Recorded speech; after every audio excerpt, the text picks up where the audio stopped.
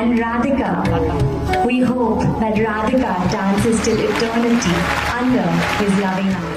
तो भाई लोग, खबर ये है कि अंबानी जी के बेटे की प्री वेडिंग का जो फंक्शन है, जो 3 दिन का प्रोग्राम है, वो फाइनली क्या हो गया है राहुल जी? खत्म। इन 3 दिनों में दुनिया का शायद ही कोई ऐसा सेलिब्रिटी होगा जो इस शादी में न नाचा हो या न आया हो। सलमान से लेकर आमिर, शाहरुख खान तक स्टेज पर लाइन लगा के ऐसे नाच रहे थे जैसे 4th क्लास के बच्चे अपने एनुअल डे के फंक्शन पे नाचते। किसान आंदोलन के टाइम भारत के खिलाफ ट्वीट करने वाली रिहाना दीदी मंच पर ऐसे फुदक रही थी जैसे केला देखकर मदारी का मंकी फुदकता है। फेसबुक वाले जैकरू भैया अनंत अंबानी की महंगी घड़ी देखकर ऐसे बेहोश हो गए जैसे एयरपोर्ट पर आम आदमी पानी की बोतल के रेट सुनकर बेहोश हो जाता है। अरे मुझे चक्कर आने लग गया। अब जामनगर के छोटे से एयरपोर्ट पर प्राइवेट जेट ऐसे खड़े थे जैसे मेट्रो स्टेशन के नीचे लाइन लगाकर ई रिक्शा खड़े हो। शादी में हो रहे खर्चे का सुनकर पाकिस्तानियों के हार्ट अटैक आ गए। रिहाना के परफॉर्मेंस की फीस सुनकर पाकिस्तान के पीएम खुद पाजेब पहनकर शादी में नाचने को तैयार हो गए। कुल मिलाकर 3 दिन तक खूब नाच गाना खेल तमाशा हुआ। सोशल मीडिया पर मीम्स की बाढ़ आ गई। 1250 करोड़ खर्चा हो गया। और जब ये सब हो गया तब जाकर मुझे पता चला कि चचा, ये तो अभी प्री वेडिंग का फंक्शन था, असली शादी तो अभी जुलाई में होनी है बे। क्या बोला तूने? और मेरे जैसा बंदा ये सोच कर परेशान है कि अंबानी जी ने प्री वेडिंग फंक्शन में बिल गेट्स और मार्क जकरबर्ग जैसों को बुला लिया। फिर तो भैया शादी में क्या करेंगे? शादी के फंक्शन में तो दूसरे लोग से अल्बर्ट आइंस्टाइन और कार्ल मार्क्स को ही ना बुलवा लें। तो भैया ये तो मेरी चिंता है, लेकिन कुछ लोगों के पेट का दर्द तो कुछ और ही है। उन्हें इस बात की तकलीफ हो रही है कि अंबानी जी ने शादी में इतना पैसा क्यों बहाया। उन्हें शादी में इतने बड़े बड़े स्टार्स का आकर परफॉर्म करना भी रास नहीं आ रहा है। उनके पेट में इस बात के भी मरोड़ उठ रहे हैं कि टीवी वाले इस शादी को इतना कवर क्यों कर रहे हैं। तो आज की इस वीडियो में, आज के फनतंत्र में हम इसी इशू पर बात करेंगे। हम ये समझने की कोशिश करेंगे कि क्या अमीर आदमी का अपने बच्चों की शादी पर पैसे खर्च करना वल्गर माना जाना चाहिए, या उसे सोसाइटी में मैसेज देने के लिए सिंपल शादी करनी चाहिए, या फिर ये पूरी तरह उसका पर्सनल डिसीजन होना चाहिए और हमें इसके लिए उसे जज नहीं करना चाहिए। क्या लगता है आपको? बिना किसी देरी के आइए इस वीडियो को शुरू करते हैं। पसंद आए तो प्लीज इस वीडियो को आगे भी पहुंचाइएगा, शेयर करिएगा और हमारे चैनल को भी जरूर सब्सक्राइब करिएगा। वेलकम, फनतंत्र शुरू करते हैं।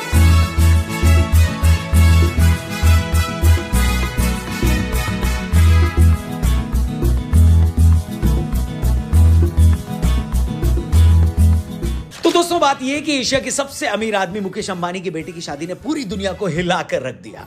अमेरिका के न्यूयॉर्क टाइम्स से लेकर ब्रिटेन के डेली मेल तक, जर्मनी के बिजनेस इनसाइडर से लेकर ऑस्ट्रेलिया के एबीसी तक, इस शादी को देखकर पूरी दुनिया की मीडिया के होश उड़ गए हैं। मतलब जिस यूरोप और अमेरिका में दुनिया के 1 से 1 अरबपति हैं, उन देशों का मीडिया भी ऐसी शादी देखकर गश खा गया। इस शादी की चमक धमक, इसकी शान शौकत के सामने अमीर से अमीर देशों को भी अपनी नानी याद आ गई। इस प्री वेडिंग फंक्शन की लैविशनेस का इसी से अंदाजा लगाइए कि 1 मार्च से स्टार्ट हुए इस फंक्शन में अमेरिका की वॉल स्ट्रीट से लेकर सिलिकॉन वैली तक, बिल गेट्स से लेकर सचिन तेंदुलकर और अमिताभ बच्चन से लेकर तीनों खानों तक दुनिया के न जाने कितने बड़े स्टार्स मौजूद थे। गुजरात के जामनगर में रिलायंस ग्रीन्स के 750 एकड़ जमीन पर 3 दिन तक यह फंक्शन चला। 3 दिन के फंक्शन में हुए खर्चे का अंदाजा इससे लगाइए कि 3 दिन के फंक्शन की केटरिंग का खर्चा 20 मिलियन पाउंड यानी 210 करोड़ रुपए के आसपास था। पॉप स्टार रिहाना को 2 घंटे की परफॉर्मेंस के 74 करोड़ रुपए दिए गए। जिन शाहरुख, सलमान और आमिर को एक साथ फिल्म में लेने की हिम्मत किसी प्रोड्यूसर की नहीं पड़ती, वो तीनों खान एक साथ स्टेज पर डांस कर रहे थे। हर एक गेस्ट का यहां राजा महाराजाओं की तरह ख्याल रखा गया। फॉरेन मीडिया रिपोर्ट्स की माने तो गेस्ट को इनवाइट करते समय ये इंस्ट्रक्शन दिए गए थे कि हर कपल अपने साथ 3 सूटकेस से ज्यादा न लेकर आए। अगर वो लाते हैं तो फिर कोई गारंटी नहीं है कि उनका सूटकेस सेम फ्लाइट से आ जाए। अगर वो अपने कपड़े प्रेस करने के लिए देते हैं तो थोड़ा पेशेंस रखें, क्योंकि प्रेस होकर आने में 3 घंटे लग सकते हैं। बावजूद इसके ये एक ऐसा प्री वेडिंग फंक्शन था जिसमें बुलाया जाना, जिसे अटेंड करना उन लोगों के लिए भी सपना था जो खुद अपने आप में बहुत बड़े सेलिब्रिटीज हैं। कुल मिलाकर ये शान शौकत का, इंडियन कल्चर का, उसकी भव्यता का एक ऐसा इवेंट था जिसकी चर्चा पूरी दुनिया में हो रही थी। मगर जैसा कि हर अच्छी लव स्टोरी में एक विलन होता है, हर रंग में भंग डालने वाले लोग होते हैं, उसी तरह इस शानदार शादी का जश्न देखकर छाती कूटने वाले भी कुछ लोग थे। शादी का खर्चा और उसकी लैविशनेस देखकर कुछ लोगों के पेट में ऐसे मरोड़ उठ रहे थे जैसे अंबानी जी उनकी कमेटी के पैसे लेकर भाग गए हों, जैसे अंबानी जी ने खुद उनकी बीवी के कंगन बेचकर अपने बेटे की शादी कर ली हो बे। बात तो सही है। ऐसे लोगों की शिकायत है कि अंबानी की बेटी की शादी पैसे और ताकत की भौंडी नुमाइश है। इन्हें उन स्टार से भी प्रॉब्लम है जो इस शादी में आकर नाच रहे हैं, और मीडिया को गाली देना तो इनका वैसे भी फेवरेट पास टाइम है। मगर सच कहूं तो मुझे ऐसे लोगों का पेट दर्द बिल्कुल समझ में नहीं आता है, और इसके लिए मेरे पास अपने रीजंस हैं। देखिए, पहली बात तो यह कि कोई भी आदमी अगर प्रॉपर टैक्स भरते हुए पैसे कमा रहा है तो उसे पूरा हक है कि वो उस पैसे को कैसे खर्च करे। मुकेश अंबानी किसी सरकारी कंपनी में काम करने वाले 3rd ग्रेड के कर्मचारी तो हैं नहीं, जो आप उनसे सवाल कर रहे हैं कि इनकी सैलरी तो 30,000 थी, ये अपनी लड़की की शादी पर 10 करोड़ कैसे लगा रहा है, जरूर बेईमानी का पैसा कमाया होगा। ऐसे ही लोगों ने तो देश को बर्बाद कर डाला है। अब हेलो चचा, ऐसा तो है नहीं, बताइए। मुकेश अंबानी भारत ही नहीं, एशिया के सबसे अमीर आदमी हैं। फोर्ब्स मैगजीन के मार्च इशू के हिसाब से उनकी नेटवर्थ $118 बिलियन है। $118 बिलियन का मतलब समझते हो चचा? $1 बिलियन में भारत का 8 से 8.5 हजार करोड़ रुपया होता है। अब $118 बिलियन में कितने लाख करोड़ रुपए होंगे, इसका हिसाब खुद लगा लो, समझे? 150 रुपया देगा। अब जो आदमी कई लाख करोड़ रुपए का इतना बड़ा कारोबार करता है या इतना बड़ा मालिक है, अगर वो अपने बेटी की शादी में 1.5-2 हजार करोड़ रुपए भी खर्च करता है तो ये उसकी टोटल नेटवर्थ का 1-2% भी नहीं है। जबकि एक आम हिंदुस्तानी अपनी हैसियत और अपनी दौलत का 20 से 25% रुपया अपने बच्चों की शादी पर खर्च कर देता है। इस हिसाब से तो अंबानी जी ने बड़े सस्ते में निपटा दिया नहीं?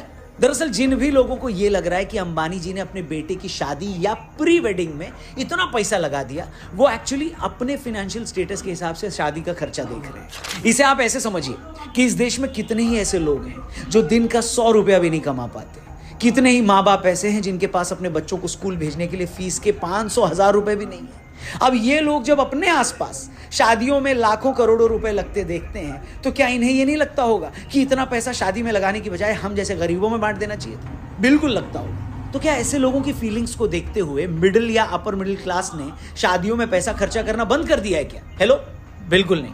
अगर आम आदमी अपने बच्चों की शादियों में कुछ हजार रुपए खर्चा करके लोकल ऑर्केस्ट्रा पार्टी बुला सकते हैं, तो अंबानी जी कुछ 100 करोड़ खर्च करके रिहाना और दिलजीत दोसांझ जैसे को नहीं बुला सकते क्या?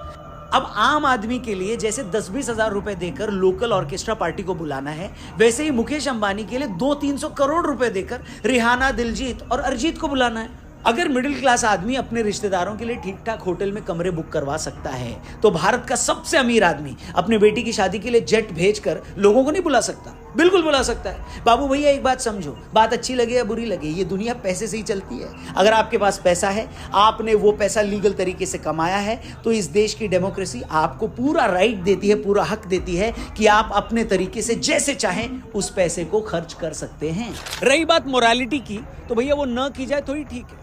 जो प्रशांत भूषण जैसे लोग इस तरह की शादी पर सवाल उठा रहे हैं, इसे पैसे की नंगी नुमाइश बता रहे हैं, क्या वो बड़े बड़े वकीलों की करोड़ों की फीस पर कोई कमेंट करेंगे क्या?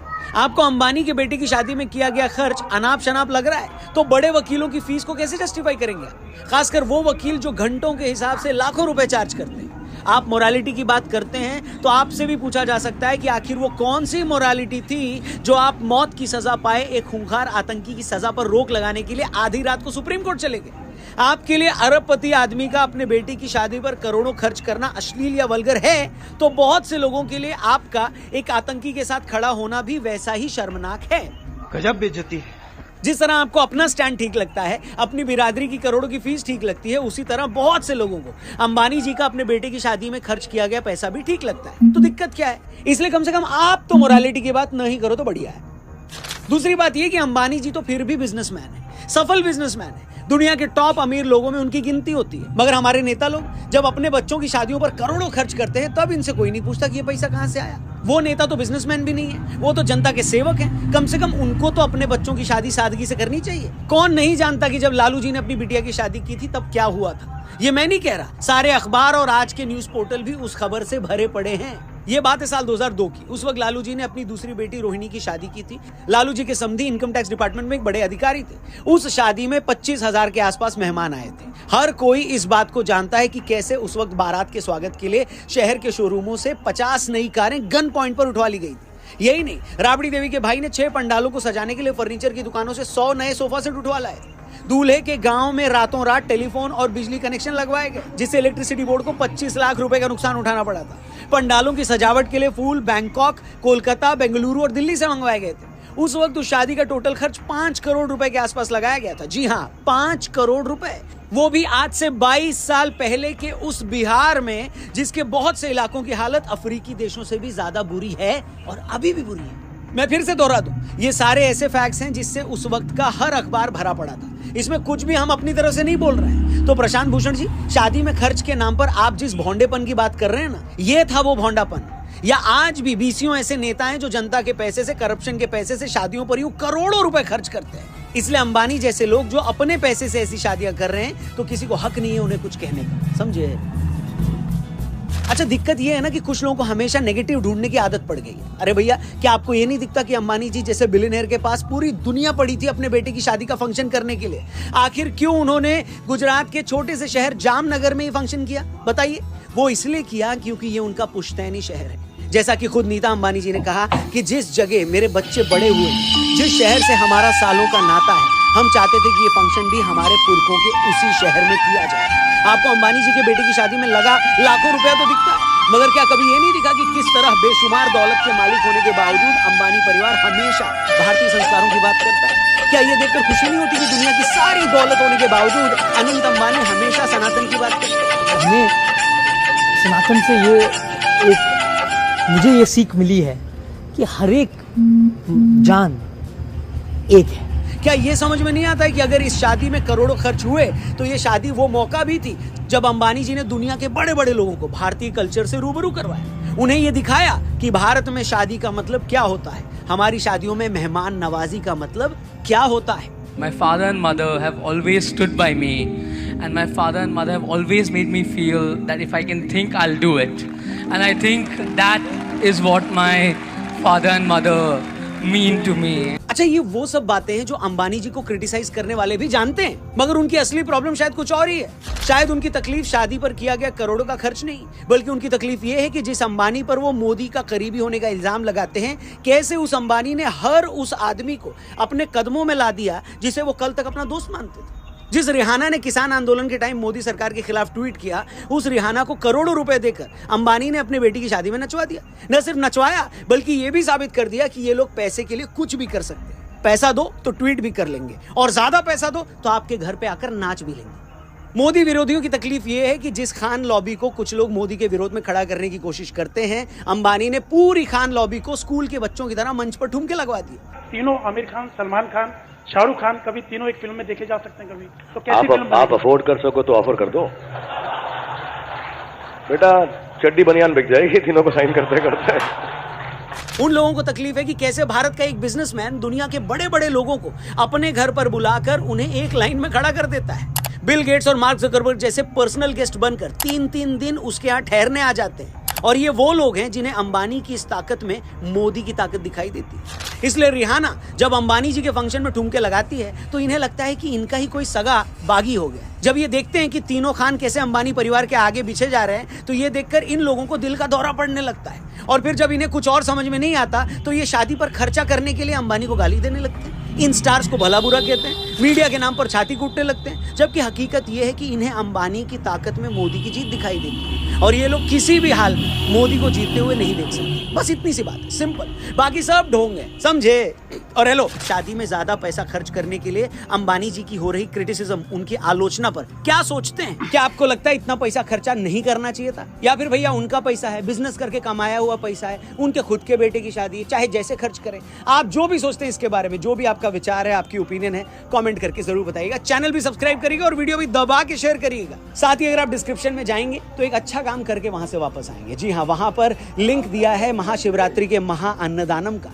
इतने दिनों से मैं अलग अलग वीडियोस में आपसे रिक्वेस्ट कर रहा हूं कि आइए, जो लाखों भक्तगण आदि योगी के सामने महाशिवरात्रि मनाने आएंगे, उनके महा अन्नदानम के लिए आइए हम फंड रेज करते हैं, कुछ पैसे इकट्ठा करते हैं, जिससे वहां पर जो वॉलंटियर्स हैं वो उनके लिए वो भोजन प्रसाद बना सके। तो अब तक हजारों लोगों ने मदद की है, मैं चाहता हूं आप भी मदद करें। एक व्यक्ति के खाने का खर्चा सिर्फ 50 रुपीज है। मैं चाहता हूं आप ज्यादा से ज्यादा लोगों के लिए डोनेट करें, और वो लिंक जो डिस्क्रिप्शन में दिया है उस पर क्लिक करके उस लिंक को और भी लोगों तक जरूर पहुंचाएं, और इस महा अन्नदानम में डोनेट जरूर करें। Thank you for watching. Video देखने के लिए बहुत बहुत धन्यवाद। चैनल सब्सक्राइब करके जाइएगा। जल्दी मिलते हैं एक और कड़क वीडियो के साथ। अपना ख्याल रखिए। जय हिंद, जय भारत।